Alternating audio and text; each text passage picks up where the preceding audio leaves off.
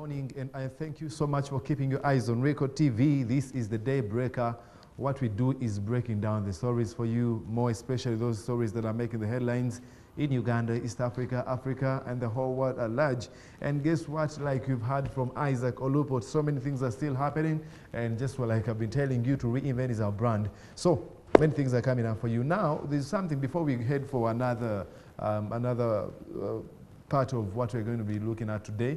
There's something that is happening in Asia, that is continent.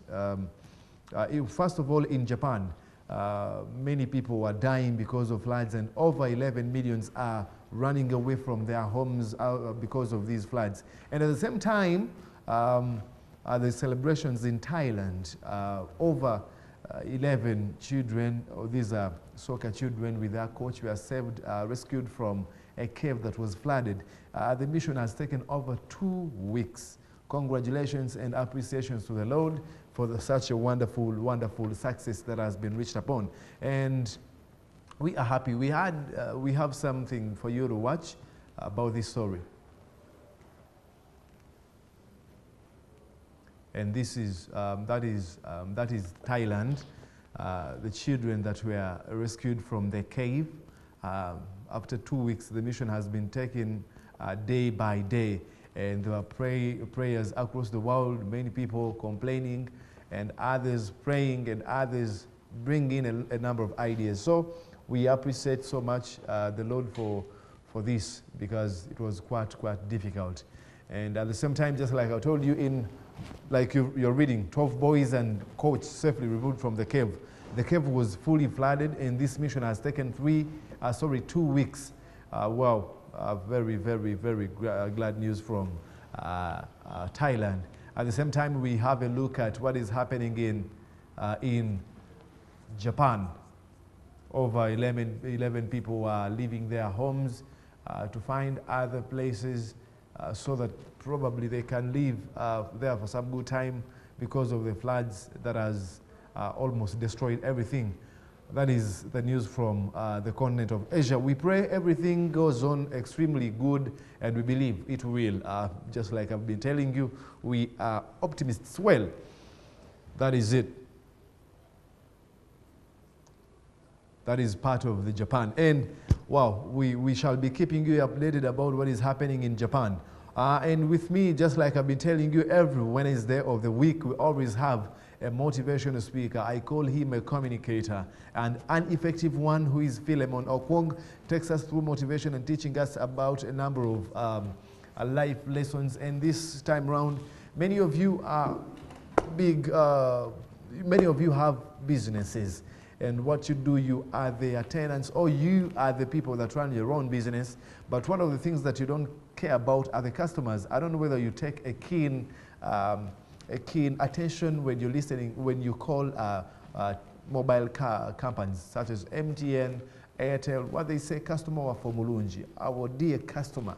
But when you have a customer at your shop, you don't even say, thank you, my wonderful customer. What do you expect? You expect him to come back? What if he goes to another place and that is the thing that is used? Thank you so much. We hope to see you again. That is another way of motivating or having him for another time. So, well, we're going to have a discussion and a topic to talk about the customer service experience or excellence, customer service excellence. How can we do this? How can we give service to our customer and we make them feel like they want to be part of it? Good morning, sir. Good morning, Mwalimu. Happy to see you. Happy to see you too. How's been your days? My day is great. My moment is good. So you voted? Oh, we supported. Not every supporter is a voter. Oh, you supported, but we supported, yeah. Oh, you are not eligible to vote? In that area, I would be eligible, but I was caught up a little, so I supported him. Oh. And the great news is the person I supported went through. Oh, yeah, that's awesome. Yeah. That's awesome. So we have a very interesting topic, just like I've said. Yeah. Many people own businesses. Yeah.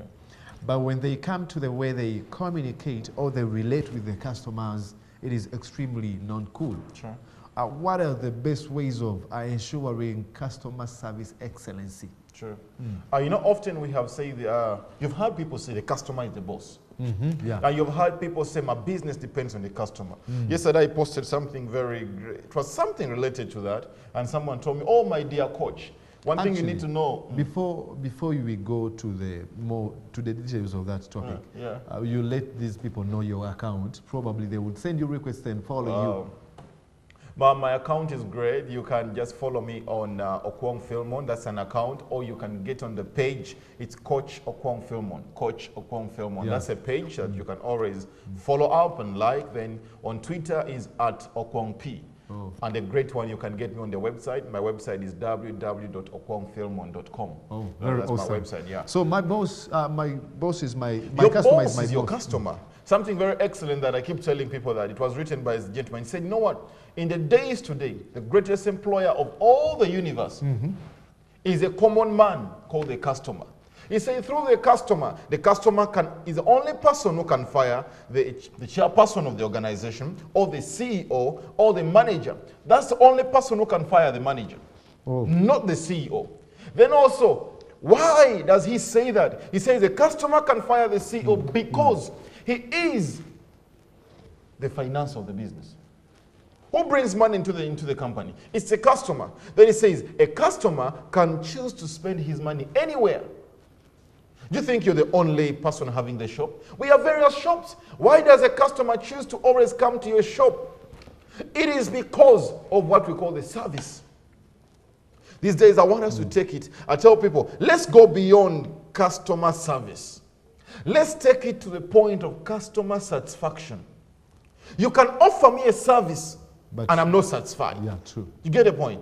You can think you're giving me a service. Yes, at the end of it all, you have given me a service, but I am not satisfied. You know, I love it in the hospitality industry. I know the hotels. Some people seem to be pleasing, offering service, but you, the receiver, the customer, you're not liking what they're doing. So what have we got to do to offer excellent customer service? Number one, if you want to offer an excellent customer service, understand and know your product. Understand what you're supposed to deliver. If you're into the hotel industry, understand what is required of the hotel industry. What does a customer want? Let me tell you, you're not there to serve the beautiful scenery of the hotel. You're not there to serve the beautiful aspect of the manager. By the way, your focus is not the manager. Your focus is not your fellow employees. Your focus is the customer. This is what I tell hotel people when I'm training them. I tell people, let the customer feel heaven. How does a customer feel heaven? By feeling good. He feels, wow, this is the place. People love to feel pampered. You know that? They feel pampered. They want to feel the value for their money. Have you ever gone in a certain restaurant and they serve you and you feel you have been given more than what you're paid This for? happened of recent. I was at a certain hotel in Rubaga and with some 24 people. Yeah. And when we got there, the receptionist couldn't lead us to our rooms. Imagine. But the organization that had taken us were like, we don't like this place, take us to the other old hotel. So they took us. By the way, it is dangerous for a customer to say, we don't like this place. It is not only that customer who has said we don't. He's also going to tell someone else that, hey, we went to that place and we did not like. So what you have to do in customer service, the first thing that I have to tell you, Modek, and everyone watching, is that the first impression matters. And you only have one chance to impress. If you don't impress the customer the first time, you can never impress him the next time. First impression matters. What considers into the first impression? Your dress code. What matters into your first impression? Your smile. What matters into your first impression is your, how do you receive?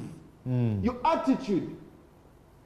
It amazes me. Someone, you enter into the hotel, before even someone asks, hey, excuse me, Mr. Thurman, you're welcome maybe to so-and-so hotel. Feel comfortable. Hey, how can I help you? I getting the point. Then one coming, excuse me, sir, how can I help you? Hey, I am not lost. For you to tell me to go straight into, how can I help you? First welcome me. Let me feel at heaven, or at peace and at home. Then tell me, hey, how can we help you? First impression matters.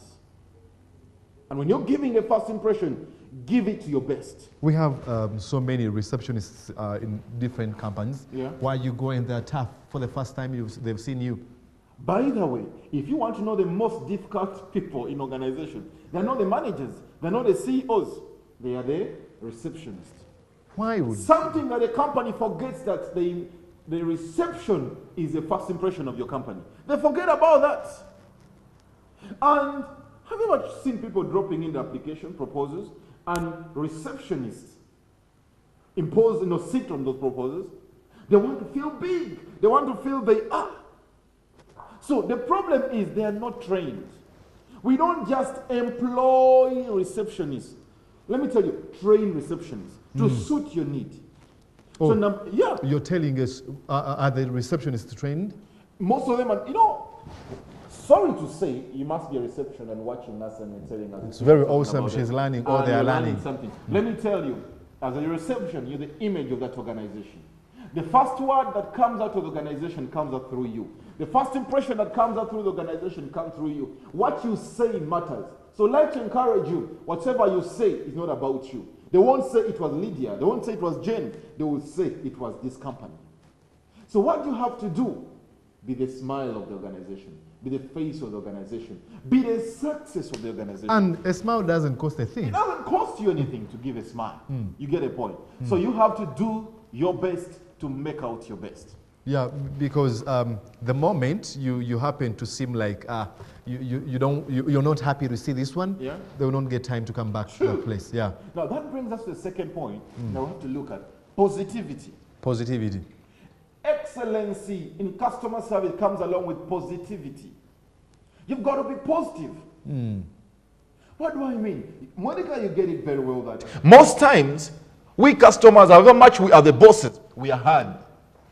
A customer will come along and, they'll come with their different problems because they're coming from different backgrounds, different issues. And when they approach you, some are rude. But imagine the fact that a customer is rude doesn't mean you should respond to them with that rudeness. Oh, true. You must know how to calm them down. Let them leave their, I keep telling people, every time someone is coming to your business, make sure they leave their problems behind and they enter into your arena with gladness. Let them feel, hey, it's true you have been having some issues, but as long as you're in this place, we'd like to welcome you. Please feel at home. Forget about all your problems. Hey, have you ever tried to enter a place and immediately feel you've forgotten about your problems? Why? The courteousness. They'll be too nice to you that the problems actually leave you. So how do you make that? By becoming positive. Every time you see they're not feeling well, try to be positive. Talk positive. Think positive. What does it mean to talk positive? Be a solution. Customer service or customer satisfaction is about being a what? A solution. How do I be excuse me, sir? Have you had lunch? Do you need more? Oh, this hotel where we went, they even, because they know that... That hotel where Mordecai was, you better be careful. Because whatsoever he's speaking out is a reflection of the service you gave. Yeah, Okay? so we left that place, and the hotel that we went to, which was extremely cool, Yeah. we knew that the lunch would be served at around 1. Exactly. But they would even call you, hello, lunch is ready. I get the point. That you feel like, Even if you are hungry, you feel comfortable. yeah. All that the customer needs is comfort. Someone was telling me, like I was telling yesterday when I posted, someone told me, hey, we are no longer into an era of where the customer is the boss. We are into an era where your product is the boss. Hey, we keep telling you the best product on the market is not the one with the best quality.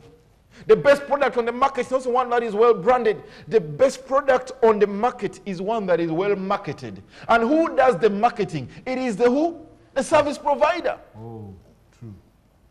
Do you know that? I know they're where you buy your suits from. But let me tell you, there are other better places that you've never known. Yeah. But do you know why you keep on going back to that same place? It's not because they have the best suits. It's because of the way they treat you. True, yeah. I say that. It's because of the way they treat you. When they say it is Monday, I pick it on Monday. It's Monday, you pick it on Monday. So it's not about how good your product is. It's how good that product is served. It's not how delicious the food is. It is how excellent and deliciously the food is served. Have you ever brought for each a good, nice meal and someone just put it there, you eat? However much it is nice, the attitude of the server will determine whether the food will be good or not. Baganda say when you don't pack well. When you don't pack well, that food. However good it might be. I'm getting the point. So, how do you pack your service? I love the word you brought in. How do you pack your service? How do you package it? The way you package it will determine the way it will be received. So, we are talking about service. Same happens to product. Same happens to you, an individual. The person who delivers the service is an individual. How do you package yourself as this person who is going to serve? You say, I'm a waitress, I am a waiter, I am this. Let me tell you, there is nonsense about waitress without excellent service. You don't deserve to be called so if you don't. The customer deserves the best. Something else about excellent customer service. Give more than what is paid for. Give more what is paid for. Did you pay for them to tell you that food is ready? No. Are you getting the point? At times you may even just, have you ever gone to a restaurant where you only pay for food and they tell you, hey, we've given you juices for free? Is it, they say it's for free. Actually, it's not for free. You're just making the customer feel what? Comfortable. Feel satisfied. So give more than what Give more than what is paid for. Leave your issues with your boss alone. Leave your issues with your family alone. Give more. Mordecai, very, very great example here we have to learn from. Do you know that not every service provider is tipped? I know of people who provide service who earn the tip. Their tip is more than their salary.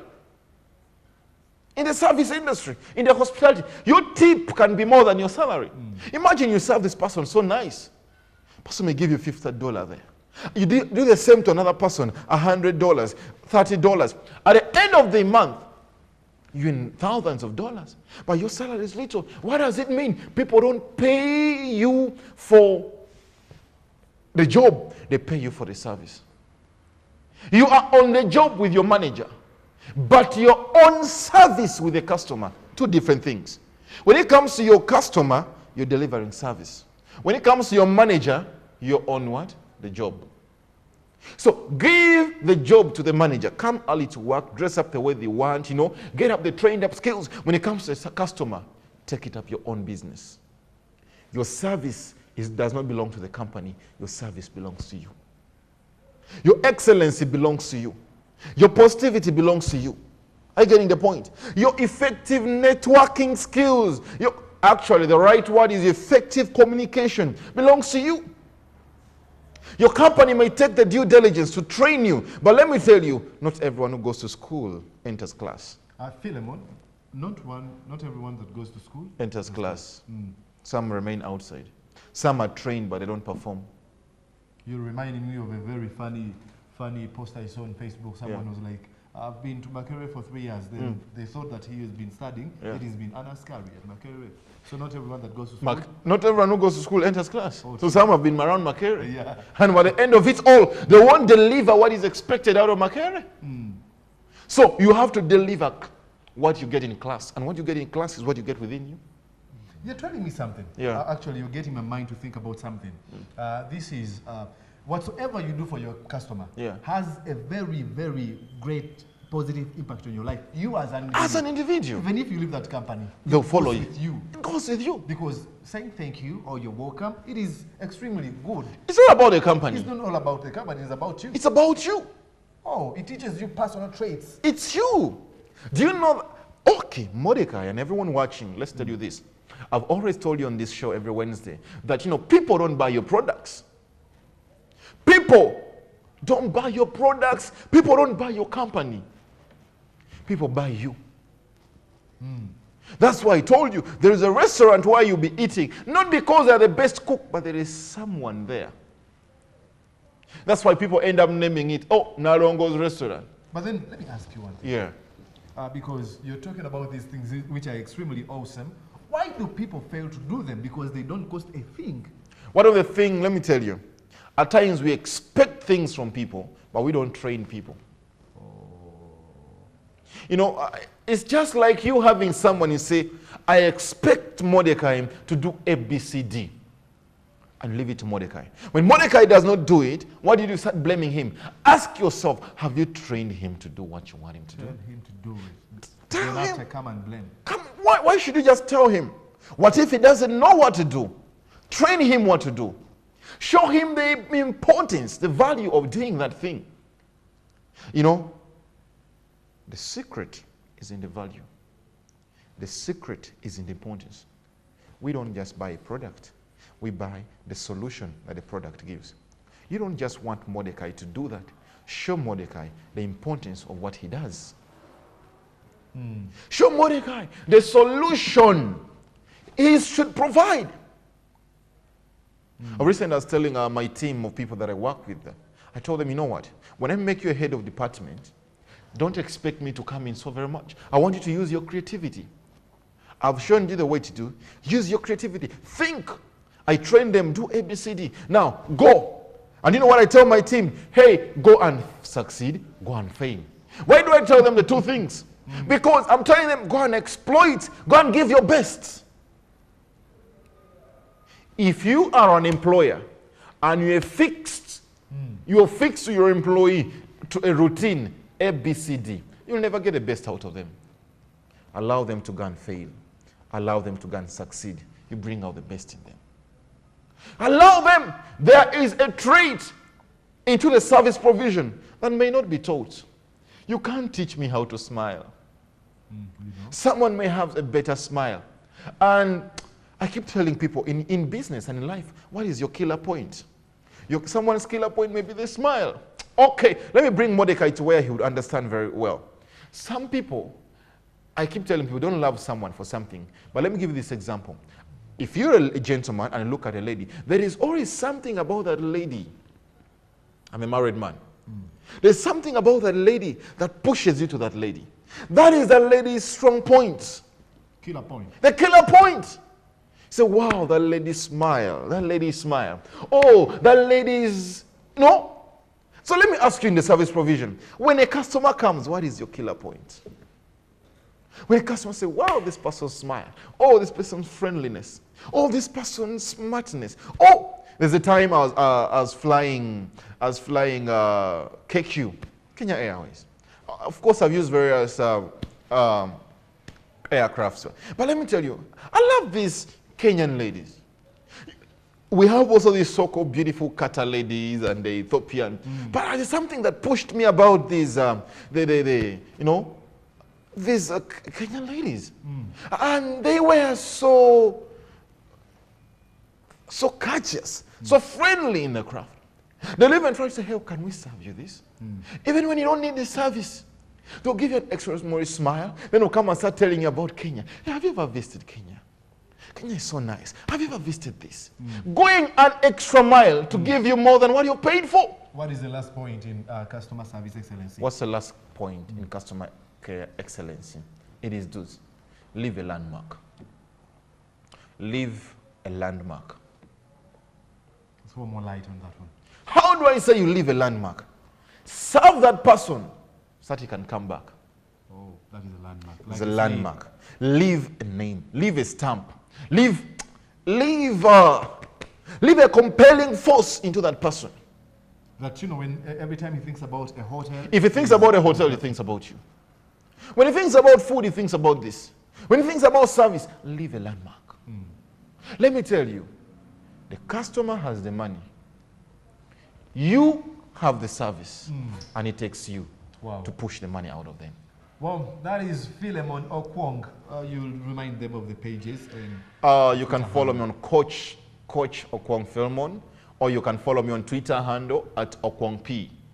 Then on website, you can go on www.okwongphilemon.com. Just 1 minute. There's something I did this week. Very interesting. We did what we call mastermind groups. Try to raise a generation of empowered people. And we moved into the schools raising. We're not charging them. We're not paying anything. It's a call into our lives to see an empowered generation. And we're moving to schools to come and empower your students. If you have your school, you feel we should come to your school and empower your kids, raise a generation that lives purposefully, please just go on that same page or Fairmont, send a message, we'll come to your school and set a mastermind group. Awesome. Thank you so much. Welcome. Wow, that is very awesome Yeah.